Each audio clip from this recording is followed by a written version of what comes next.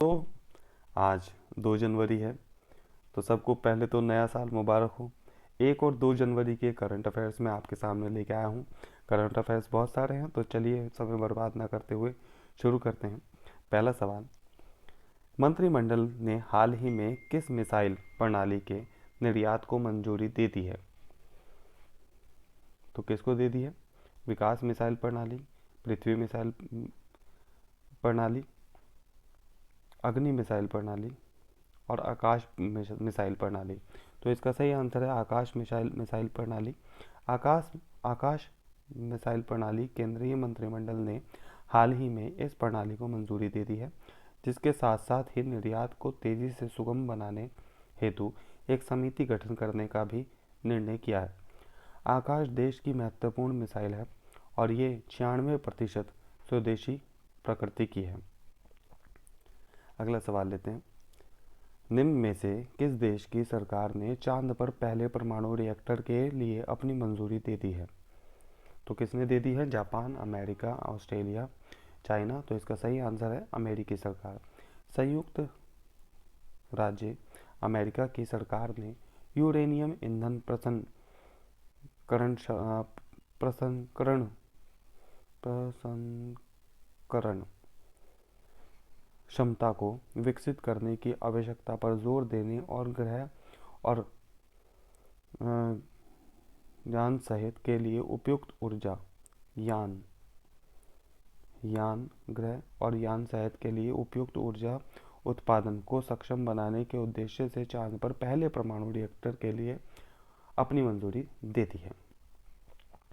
अगला सवाल लेते हैं, यूरोपियन संघ के नेताओं ने यूरोपीय संघ यूके व्यापार और सहयोग समझौते के तौर पर प्रसिद्ध किस समझौते पर हस्ताक्षर किए हैं? एशियाई व्यापार समझौता, साफ्टा व्यापार समझौता, बाफ्टा व्यापार समझौता और ब्रिक्स व्यापार समझौता। तो इसका सही आंसर है ब्रिक्स। यूरोपीय उद्योग की अध्यक्षता उर्सुला वॉन डेर लेयन और यूरोपियन परिषद के अध्यक्ष चार्ल्स मिशेल ने हाल ही में यूरोपीय संघ के व्यापार और सहयोग समझौते के तौर पर प्रसिद्ध ब्रिक्स व्यापार समझौते पर हस्ताक्षर किए हैं। साथ ही बोरिस जॉनसन ने भी लंदन में इस समझौते पर हस्ताक्षर किए हैं। अगला सवाल लेते हैं, चौथा, भारत सरकार ने कब तक अनुसूचित वाणिज्यिक अंतर्राष्ट्रीय उड़ानों के लिए निलंबन को बढ़ा दिया है? तो कब तक बढ़ा दिया है? 31 जनवरी, 31 मार्च, 31 जुलाई या 31 अगस्त? तो इसका सही आंसर है 31 जनवरी 2021।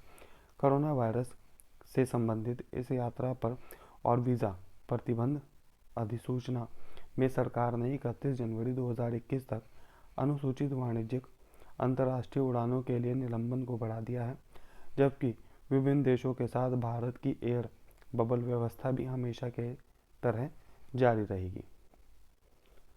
अगला सवाल लेते हैं, इनमें से किस मंत्रालय ने हाल ही में वैश्विक प्रवासी रिश्ता पोर्टल और ऐप की शुरुआत की है? तो किसने की है? खेल मंत्रालय, सूचना मंत्रालय, विदेश मंत्रालय, विज्ञान मंत्रालय। तो इसका सही आंसर है विदेश मंत्रालय। विदेश मंत्रालय ने हाल ही में विश्व भर में भारतीय उड़ान समुदाय के 3.12 करोड़ लोगों से जुड़ने के लिए वैश्विक प्रभाव से रिश्ता पोर्टल और ऐप की शुरुआत की है। इस मोबाइल ऐप का उपयोग भारतीय समुदायों के लोगों और भारतीय नागरिक करेंगे, जबकि वेब पोर्टल का उद्घाटन मिशन द्वारा किया जाएगा। केंद्र सरकार ने एथलॉन उत्पादक को बढ़ावा देने के लिए कितने करोड़ रुपए की ब्याज सहायता योजना की मंजूरी दी है? 2573, 4773, 6773, 8773। तो 4573 इसका सही आंसर है। सरकार ने पेट्रोल में मिलने के लिए एथलॉन का उत्पादन करने वाली डिस्टिलरीज को संस्था को उपलब्ध कराने के उद्देश्य से जिसका एथलॉन उत्पादन को बढ़ावा मिले, उसके लिए 4573 की ब्याज सहायता योजना की मंजूरी दे दी है।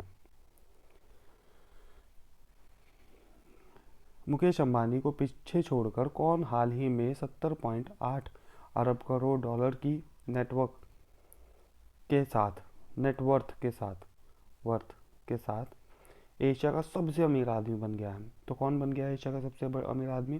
गौतम अडानी, जोंग शॉन चान, अनिल अंबानी, अक्षय कुमार। तो इसका सही आंसर है जोंग शॉन चान। फीफा परिषद के ब्यूरो, तो इसका सही आंसर है चाइना के जोंग शॉन चान। अगला सवाल लेते हैं।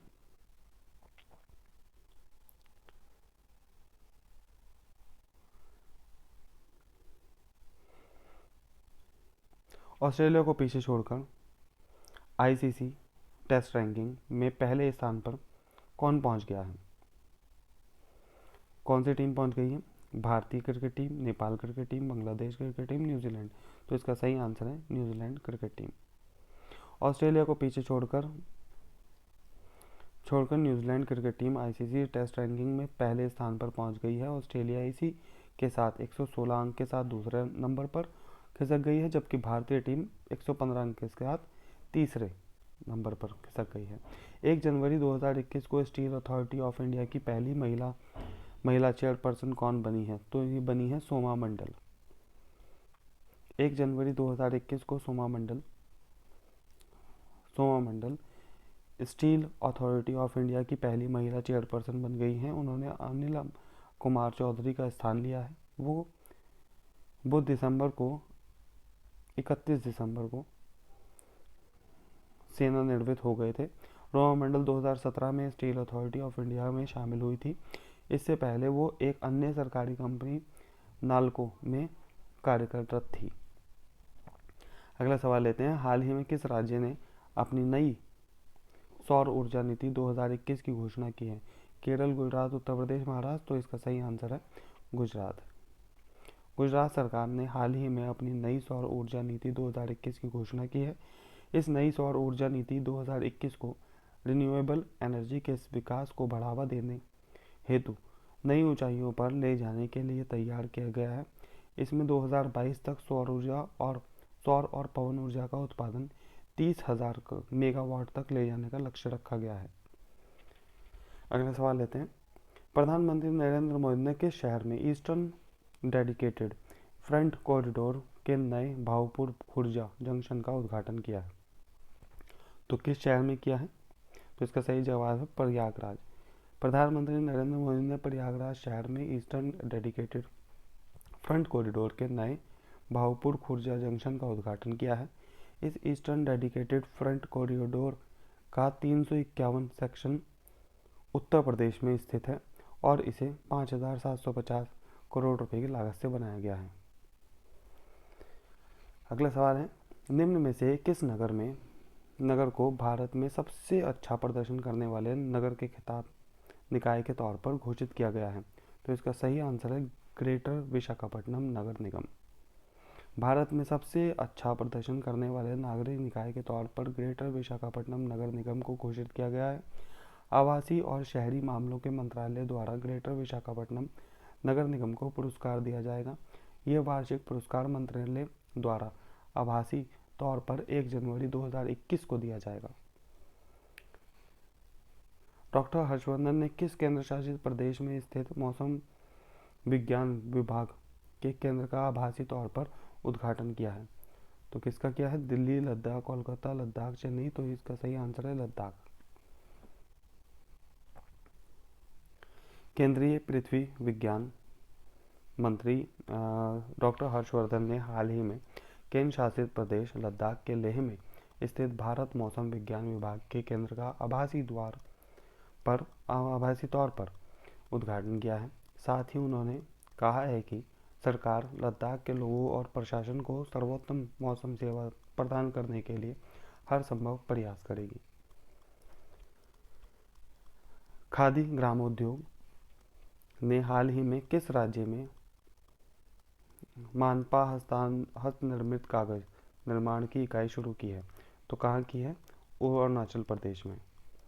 तो खादी ग्रामोद्योग ने हाल ही में अरुणाचल प्रदेश में तवांग में मोहन बहार निर्मित कागज निर्माण इकाई की शुरुआत की है, जिसका उद्देश्य न केवल इस काल को पुनर्जीवित करना है बल्कि स्थानीय युवाओं को इस कला के माध्यम से पेशेवर रूप से भी जोड़ना है।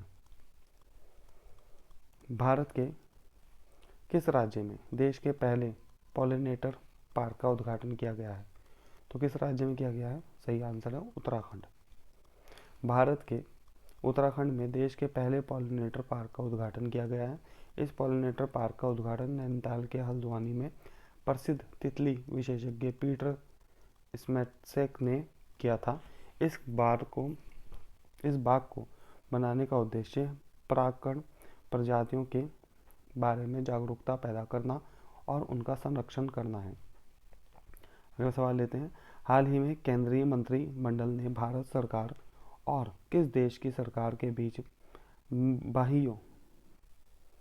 बाह्य अंतरिक्ष के शांतिपूर्ण उपयोग में सहायता सहयोग पर हेतु एमओयू को मंजूरी दे दी है? तो किसने दे दी है? इसका सही आंसर है भूटान। केंद्रीय मंत्रिमंडल ने भारत सरकार और भूटान सरकार के बीच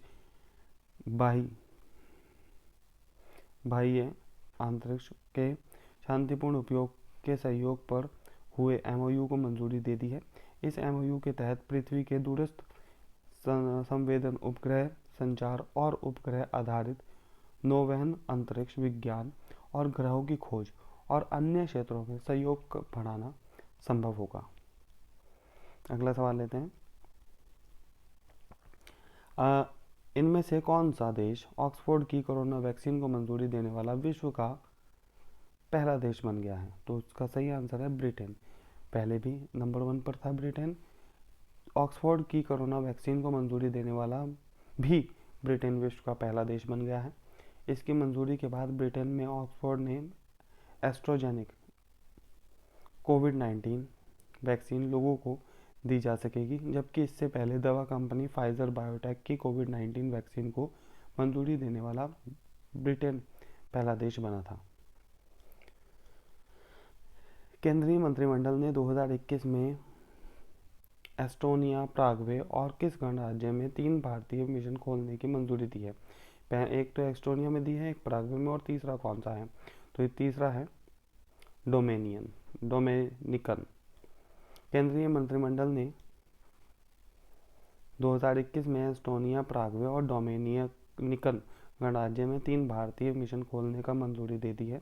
इन 3 भारतीय मिशन का उद्देश्य मित्र देशों के साथ साझेदारी के जरिए भारत की तरक्की और विकास के लिए एक अनुकूल माहौल बनाना है। तो आज के लिए इतना ही। तब तक के लिए पढ़ते रहिए, मुस्कुराते रहिए। कल को मैं फिर आऊँगा आपके बीच नए करंट अफेयर्स लेकर। अपना ख्याल रखिए, अपने बड़ों का ख्याल रखिए। धन्यवाद।